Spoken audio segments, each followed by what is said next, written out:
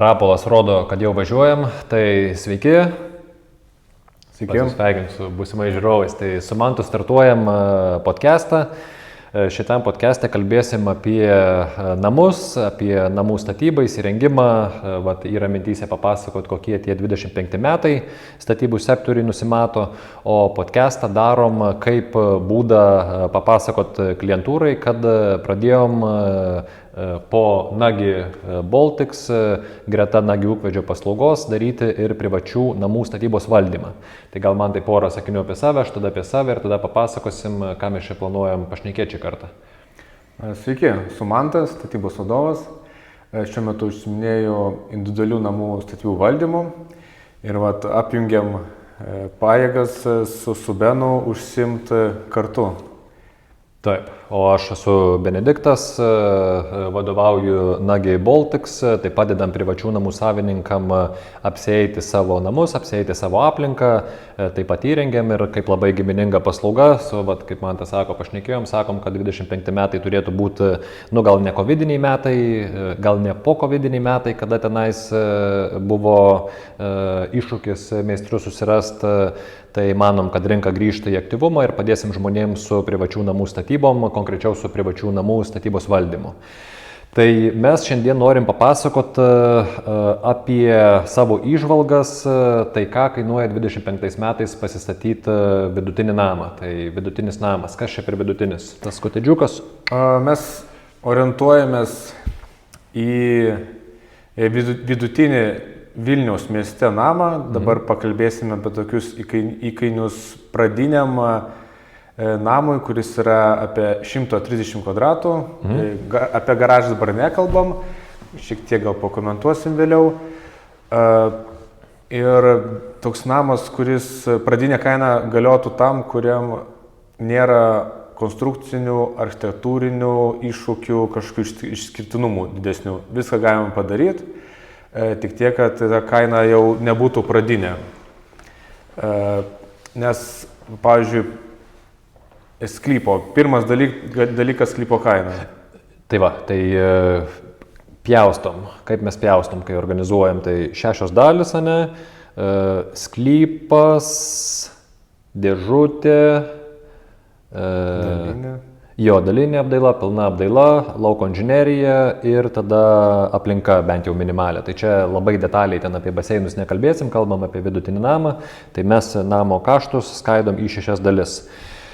Tai ką, pirma dalis būtų sklypas. Sklypas, tai reikia įsivertinti, sklypo kainą nesunku įsivertinti, galima rodė pasižiūrėti, tik reikia jau prie to papildomai statybos leidimas su infrastruktūros mokesčiu, su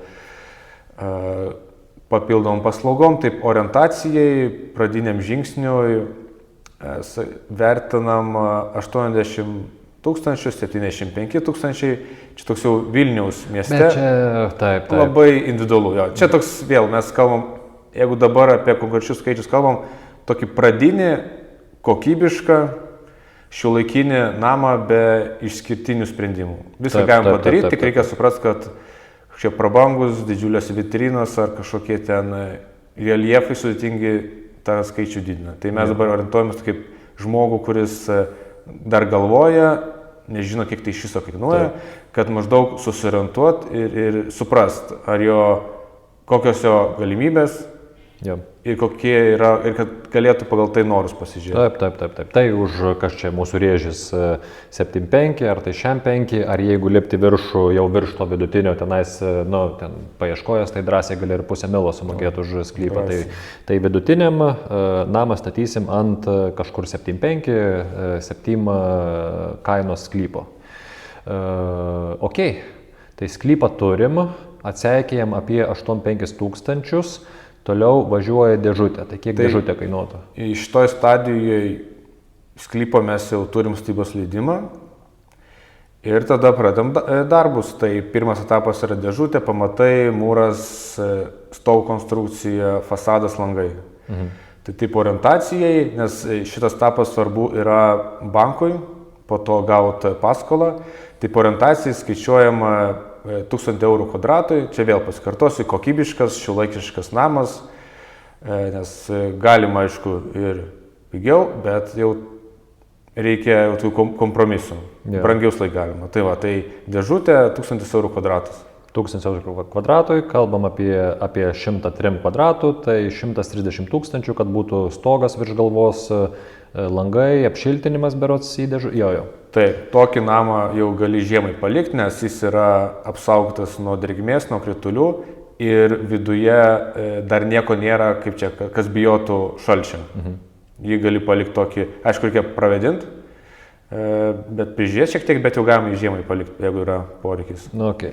Tai sklypą turim, dėžutę turim, trečias būtų dalinė. Tai kiek dalinė 25 reiktų skaičiuoti? Jo, dalinė tai jau vidus visas. Dažnas atvejais žmonės susiduria, kai butus perka, ateina į dalinės apdailos. Tai gal šiek tiek skiriasi. Vieni daugiau padarė, kiti mažiau. Jo. Šitas tai čia pasižiūri, sako, ten pilna apdaila ir ten jau riba ties, žinai, ties. Taip, bet mes dabar kalbame apie tokį jau tokį pavyzdinį procesą, kai yra elektra išvedžiota jau pagal interjerą, ne tik kažkoks taškas, laidas atvestas ten į kambarį ar ten keli, o jau išvesta pagal interjero planą. Tai yra nutinkuota elektra išvesta, šildymas išvedžiotas grindinys, aišku, smėlbetnio grindys įrengtos, tada pertvaros įrengtos, aišku, mūrinės tai faktas, jau dėžutė yra, gipsinės pertvaros įrengtos. Jo. Mes kaip vidutiniam tai skaičiavom gipsinės sienas, jeigu aš gerai pamenu mūsų samatėlį. Standartas vėl, vidutinį standartą protingų sprendimų namą, tai san mazgų darai, bendrai taip kalbant, mūrinės, nes tvirtinasi prietaisai, galima ir į gipsą, bet jeigu vis tiek mūrį darai individualiam namui garso izoliacijas arba kažkaip praktikas, kad pasidarai san mazgų, techninės patalpos sienas mūrinės, o jau tarp kambarinės pertvaros ta pasidarė gipsą ir tada statybų procesas greičiau įnasi ten, kai ties gipso pertvarom, tai vat, toks kompromisas. Ok. Tai daliniai kiek skaičiuotų už kvadratą?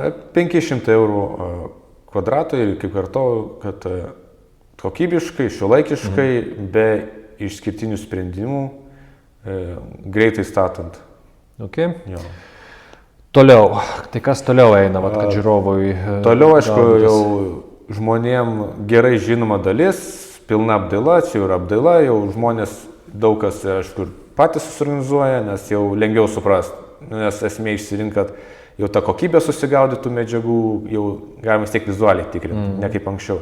Ir tai yra kaip sklypas labai individualu, nes vieniem tas skonis yra labai platus dalykas, vieniem nereikia paprastai, jie geriau tos gal finansus kitur išleis, savo laiką kitur išleis, o kitiem reikia, kad įėjus būtų wow, kažkokios aukštos lubos, šviestuvai tie patys, baldai, sienės, baldinės sienos. Jo, šitos baldinės sienos, tai... Jo, dabar mada, viskas ok, bet tai brangina ypač tą pilną apdalą visokios, kaip ir čia, pavyzdžiui, nišos. Ledų nišos, ledų takeliai, užuolaidų nišos, kažkokie specifiniai baldai, kuo visi užsakomi, tai tokie dalykai brangina. Bet čia vėl, kad tik svarbiausia, kad tik norai ir galimybės sutaptų. Jo, bet indikacijai irgi 500 už kvadratą, ne? Jo, čia toks dažnas atvejis, galima gal ir pamažinti, bet dažniausiai, jeigu žmonės naujus, mes orientuojamės į žmogų, kuris naują individualų namą stato, tai tokie žmonės vis tiek, jie tokių paprasčiausių, pigiausių variantų neieško. Nu, tokia praktika, tiek yra kiti iš viso. Praktika tokia, kad taip ten susibiudžetuoja, tada apetitas kyla bevalgant ten, žinai, oi čia, kad... Ne, dažniau būna ateina apetitas, biudžetas ir jie kažkur susiliečia. Gal tai būna, kad... Gal ne visur baldinės, ne? Jo, nes tikrai norisi, tikrai čia vizualas, interjeras norisi kuo geriau. Mačiau pas draugą taip, mačiau ten per nuotraukas taip, Instagramos nuotraukas atsiunčia, ten kur, pasakykime, pilna programa. Yeah. O pradės skaičiuoti, pasakyti, kad šitos lubos tau trigubai kainuos daugiau negu beveik visiškai paprastai darant. Nu, žmogus, čia vėl viskas yra gerai, jeigu žmogus laimingas. Tai čia yra mėnesio įmokos klausimas, pražaisim paskutinį klausimą, tai kaip čia, žinai, finansus atsidurtų. Tai, tai ką žinau, mes praėjom sklypą, dėžutę, dalinę apdailą, pilną apdailą, tai kas lauko inžinerijos, man atrodo, nepaminėjom. Tai lauko inžinerija mes 5 eilutę sakom, tai iš esmės jeigu labai pasiseks, jeigu sklype turėsi miesto nuotekas ir vandentekį, tai prie jų visgi reikės prisijungti, bet kainuos pigiau negu darytis pačiam. Tai mes tokiam standartiniam namui, čia filmuojamės iš Pavilnio, tai čia nėra dar atvesta daugelį vietų, nei nuotekų, nei vandens, reikia daryti savo. Tai čia kokį iki 20 000, gal 20 jau per daug, kokie 18-17 pasidaryti vietinės nuotekas, pasidaryti vandenį, ir tada, čia, kaip sakant, rankos nukirstų šitą skaičių neduotume, nes tikriausiai tu berods minėjai, kad gręžinį kažkokį labai gilų. Jeigu čia kaip žmogaus skonio reikalas nedaug reiškia, gal situacija, pavyzdžiui, jeigu paskutinį objektą turėjau labai giliai buvo gręžinys, tai ten porą tūkstančių reikėjo pridėti prieš tos sumos, nes tiesiog fiziškai giliai vanduo toks ant kalno, tai va. Bet šiaip čia gana tokia jau žinoma suma. Tai iki 20 000, tada lauko inžinerijai. Ir paskutinė eilutė būtų kažkokia minimali aplinka, tai jeigu sakom tokį vidutinį, tai tenais bonsai medelių matyti neprisivešim, bet vis tiek reiktų pamastyti, kad kad į purvą nevaikščio tenais jau įsikėlus į namus trinkeles pasidaryti, tai čia jau nuo kvadratūros priklauso, čia nuo iki, bet jeigu šitas ekonomiškesnė, šitas pilkas standartinės, tai kažkiek kokius 3-4 tūkstančius reiktų skaičiuoti plius minus. Kažkokia minimalia tvorelė atsitverta, tai bus labai faina, jeigu kaimynai iš visų kraštų bus užsitvėrę, tai tada mažiau reikės tvoros, jeigu viskas savo. Ir vėlgi tada ten segmenčiukas biudžetinis variantas, toks vidutinis skarda šito žaliuzės, kur iš vienos pusės persimato, kitos ne, toks į brangesnį variantą, ir jeigu visą perimetrą šokom norėsi varyti, tai jau ten 10 000 vien už tvorą susimokėsi. Tai žodžiu, minimali tvora, nuo iki, bet čia kokį keletą tūkstančių minimaliam apsitverimui, kad šunį galėtum kieme paleisti. Terasytė, tai čia nuo kvadratūros priklausys ir ką aš dar pamirštu, takelį veja. Tai veja, tai gal jau Lietuvoje šiais laikais racionalu iškart laistymą pasidaryti. Tai bent jau 10 000 tokiam baziniam pasitvarkymo aplinkos reiktų biudžetuoti. Tai ką mes iš esmės turim, nes čia Špargalkė pasirašė, tai mes apie tokį namą kalbam apie 400 000. Tai čia noriu pabrėžti, yra žmogui net neturint sklypą. Jo. Čia sklypas, statybos leidimas ir jau iki gyvenamo namo su tokia sutvarkytų sklypu, jau kur galima gyventi. Ta noriu pabrėžti, nuo pat pradžių iki galo. Per tą 103 kvadratų mes garažų čia neskaičiuojam, tai toksai, ta prasme, nėra jau čia kažkoks tai labai kuklus variantas. Tai va. Tai už 400 000, tai čia gal žiūrovam būtų įdomu, kaip tai finansiškai išsidėliotų, nes kadangi mes kalbam apie statybą. Tai iš esmės eiga tokia, kad iš vis ūkio būdu pradėtum statyti, matyti, kokią, nežinau, ten kaimyną, jeigu reiktų edukuoti, ar kokią giminę, kaip procesas atrodo. Tai nusprendžiat sklypo apetitą, ten norėsit sklypo paieškoti pigėliau už kokį ten PEM-šiam, ar ten lipsit virš 100, nes čia Vilniuje sklypai irgi normaliai išbrangia. Tai turėt pinigėlių sklypui, turėt finansų, pasidaryti projektą, sutvarkyti visą tą biurokratiją iki statybos leidimo, kada jau į žemę galima lysti.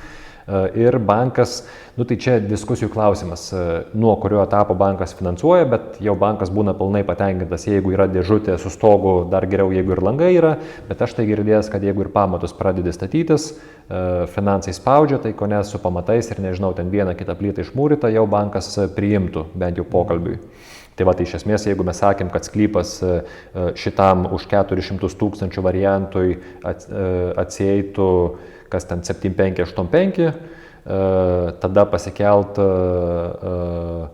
pamatus ir mūrą, ir galbūt dar stogą, tai pamatam ir mūrui apie 30 000 reikėtų skaičiuoti.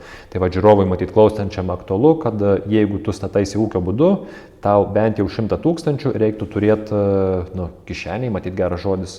Ar tai ten, nežinau, butą parsiduoti ir išeit trumpam pasinuomot, ar tai jeigu finansai leidžia pasitaupyti, tai va. Tai jeigu 400 000, jeigu apie 100 turime savų, tai vat mėnesio įmoka. Aš visą laiką ten kas nors klausia, oi tai ką čia aš įperku. Tai pakankamai paprasta matematika. Susumuoji pajamas, nuo pajamų imi kiam procentų, nes daugiau šeimos pajamų, tai yra bankas neduos daugiau pinigų negu kiam procentų nuo šeimos pajamų. Ir dar su sąlyga, kad tos pajamos stabilios, pagal darbo sutartį, ten tada atsiranda niuansai, bet neįsimės į niuansus. Tai va, tai jeigu mes sakėm, kad 400 000, 100 000 turim, tai 300 000 paskola iš banko būtų apie 1300-1400 priklauso, kaip sudėrėsi. Tai aš manau, kad vidutinė šeima tenais, kurie Vilniuje darbuojas, tokią sumą gali sau leisti. Nu tai va, tai norėjom papasakot apie, atsakyti klausimą, ką 25 metais kainuoja pasistatyti namą. Tai čia jau skonio reikalas, kas tas vidutinis namas, pasistengėm papasakot, kas tas vidutinis mūsų požiūriu. Tai papasakojom, stengsimės ir daugiau duoti turinio. Gal čia šitoj vietoj verta pasakyti, primint, kad jeigu turit pažįstamų rate, kas nors, kas ieško pagalbos su privačių namų statybos valdymu, ar patys svarstot, tai parašykit. Mes esam Nagi ūkvedys, internete randami kaip ūkvedys.com, tai duokit žinią, pakonsultuosim. Ir jeigu turite klausimų, galite irgi užduoti. Jo, like and share. Gerai, iki kitų kartų.